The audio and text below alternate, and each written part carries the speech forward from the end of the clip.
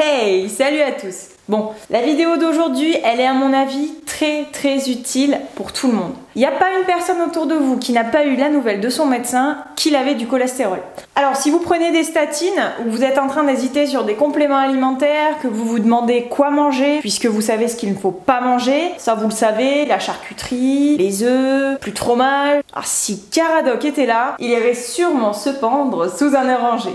À la volette sous un oranger. Ce sujet de vidéo tombe à pic puisqu'étant diététicienne, je pense avoir quelques clés pour vous aider à manger les bons aliments pour favoriser la montée du bon cholestérol. Et étant formée à la micronutrition, je vais vous proposer des solutions alternatives aux statines ou complémentaires à ces dernières selon votre traitement et vos souhaits. C'est mon métier et je vous en fais cadeau. En échange, je vous demanderai un petit pouce vers le haut, un commentaire, une petite présentation si vous êtes nouveau sur la chaîne et évidemment pour tous les nouveaux venus, abonnez-vous puisque après le cholestérol, je pense qu'il y aura d'autres vidéos sur des sujets intéressants et si vous souhaitez rester en bonne santé via l'alimentation, vous êtes les bienvenus. L'organisation de la vidéo est très simple. Je vais rapidement vous expliquer ce qu'est le cholestérol, le bon, le mauvais. On va remettre les choses au clair sur plusieurs définitions. Les statines, les phytostérols, on va parler compléments alimentaires utiles et enfin aliments à favoriser. Alors, je ne suis pas docteur, les infos que je vous donne sont à titre informatif, évidemment un peu tirées de mes cours qui sont des bases médicales et d'articles dont je vous laisse les liens en barre d'infos. Surtout, n'hésitez pas à demander conseil à votre médecin. On s'abonne, on rejoint la diétosphère, on like, on commente, on partage et on commence la vidéo tout de suite. Cholestérol, Quesaco.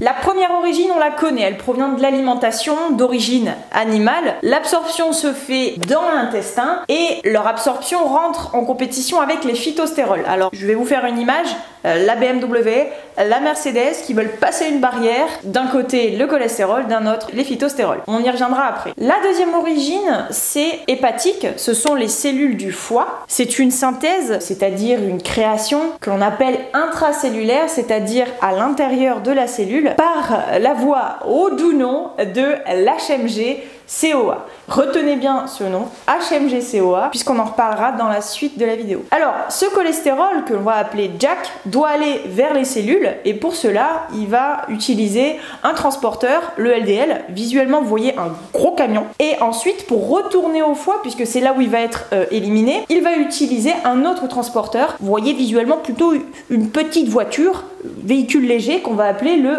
HDL. Le cholestérol, on pense généralement que c'est quelque chose de mauvais, alors que pas du tout, c'est un élément vital pour le fonctionnement des membranes cellulaires. Il sert à l'organisme pour la production de la vitamine D, de la testostérone et de l'oestrogène. C'est quand même pas anodin, hein, la nature elle fait pas les choses pour rien. Dans tous les cas, écoutez bien les conseils qui vont suivre, ça va vous intéresser. Trop de cholestérol, Quesaco. C'est un risque pour votre système cardiovasculaire. Le coupable, trop de LDL, et la victime, le HDL, présent en trop peu de quantité. Et des fois, vous avez trop de triglycérides. Voilà, pas toujours, et ça dépend. La première solution, c'est la nutrition. Alors, je trouvais un slogan. Souvent, quand je vois les patients en cabinet, la nutrition n'a pas été abordée par les soignants et les statines ont déjà été prescrites. Mais si vous regardez cette vidéo, c'est que vous avez la curiosité de savoir quelle solution peut vous apporter la nutrition et la micronutrition. Donc on continue. Les statines Quesaco. Sans rentrer dans les détails, elles diminuent la formation de cholestérol dans la cellule du foie. Vous voyez cette voie là d'HMG-CoA et elles vont réduire aussi l'absorption intestinale. En France, on estime que 6,4 millions de patients suivent actuellement un traitement par statine. Bien que, en général, elles sont bien tolérées, ces statines, il y a quand même environ un patient sur 5 arrête le traitement en raison des effets secondaires. Les principaux signes sont des douleurs musculaires et articulaires ainsi que de la fatigue. Alors, il n'y a pas de débat à avoir, chacun ressent les choses à sa façon.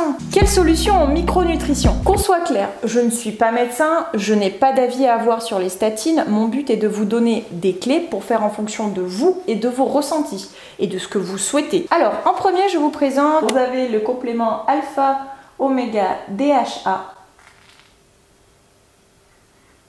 Donc C'est un complexe enrichi en acides gras essentiels oméga 3 qui aide à favoriser le bon cholestérol puisqu'on ne mange pas tous les jours assez de poissons gras. Celui-là, franchement, pour tous, c'est indispensable. Moi, j'en prends surtout pour la mémoire et le côté anti-inflammatoire. Donc, il y a une grosse prévention des maladies cardiovasculaires et neurodégénératives. Donc, tout ce qui est Parkinson, Alzheimer. Si vous avez un traitement à base de statine et que vous ressentez des douleurs musculaires ou de la fatigue, il faut que vous preniez des compléments pour protéger votre cellule. Vous avez le coenzyme Q10. Alors, rien à voir avec le Q10+ de chez Nivea pour les rides. Le coenzyme Q10 fait partie des substances nécessaires à la production d'énergie dans la cellule de presque tous les êtres vivants. Il possède de fortes propriétés antioxydantes. On peut dire que c'est un des ouvriers qui favorise le bon fonctionnement de votre cellule. Il va contrer les effets un petit peu indésirables des statines et il vient en complément des statines. Et je vous laisse du coup en barre d'infos les liens et des liens vers des infos si vous souhaitez plus d'informations sur le coenzyme Q10. Dernière chose, attention si vous prenez des anticoagulants, demandez conseil à votre médecin. Si vous n'en prenez pas, aucun souci. Si vous ne souhaitez pas prendre de statine et vous êtes libre de choisir, il existe également en micronutrition des compléments comme le StatiPrevent qui est un substitut aux statines. C'est une formule à base de phytostérol de soja, de levure de riz rouge, de coenzyme Q10 et d'autres éléments pour diminuer le LDL cholestérol. C'est un substitut aux statines et notamment la levure de riz rouge surtout. En effet, cette levure a montré une baisse de 20 à 30% du LDL cholestérol à court terme. Et là, je vous laisse un lien sur une étude dans la barre d'infos toujours. Quelle solution en alimentation ? Évidemment, tous les fruits et tous les légumes, et ça vous le savez déjà, ne me dites pas qu'il y a des fruits plus sucrés que d'autres à éviter. Personnellement, je ne rentre pas dans ce débat-là, j'estime qu'il faut faire attention à ce qu'on met dans son assiette, certes, mais il vaut mieux manger des fruits plutôt que des gâteaux, industriels, bien sûr. Chacun est libre de choisir selon ses goûts, sans privation ni frustration. Le seul conseil pour les fruits, c'est d'éviter de les manger seuls à 4 heures ou à 10 heures, ça reste du sucre, mais naturel. Donc il faut favoriser la prise avec autre chose, des matières grasses et ou de la protéine, exemple des amandes avec du fromage blanc et une pomme. Sachant qu'il y a énormément d'équivalents en protéines et en matières grasses. Le but de cet assemblage, c'est de ne pas avoir que du sucre qui arrive dans l'estomac vide et éviter de dépasser 2 à 3 portions par jour de fruits. Ensuite, tous les aliments complets, les céréales complètes, les pâtes complètes, semi-complètes, l'épeautre, le riz complet, les légumineuses, tout ce qui est pois chiches, haricots rouges, pois cassés, non seulement parce qu'il y a une réelle qualité des glucides, il y a beaucoup de fibres et ces aliments sont naturellement riches en phytostérol. Phytostérol, qu'est-ce que c'est? Alors, ce sont des lipides issus des végétaux qui ont une structure très proche de celle du cholestérol. Attention, danger, parce que je vous vois venir à aller chercher les produits les plus riches en cholestérol, les yaourts, il en existe, des yaourts enrichis en phytostérol, des margarines, d'aller chercher l'huile la plus concentrée en phytostérol. Vous savez, comme tout en nutrition, et ça j'arrêterai pas de vous le répéter, le trop est l'ennemi du peu. Si vous abusez des phytostérols, vous risquez des risques. Vous augmentez des risques cardiovasculaires. Oui, c'est le serpent qui se mord la queue. Vous avez dit cholestérol, vous voulez le faire diminuer, vous favorisez les phytostérols, mais attention, comme il y a un souci d'absorption, les phytostérols se retrouvent dans le sang et favorisent la formation de plaques d'athérome. À la différence des statines, qu'elles soient médicamenteuses ou en complément alimentaire, les statines empêchent la fabrication de cholestérol à la base de l'HMG-CoA. Les phytostérols empêchent l'absorption du cholestérol. Et je vous rappelle, le cholestérol dans notre corps est important pour des choses aussi. Donc mon conseil, ce serait d'utiliser ces huiles avec des aliments,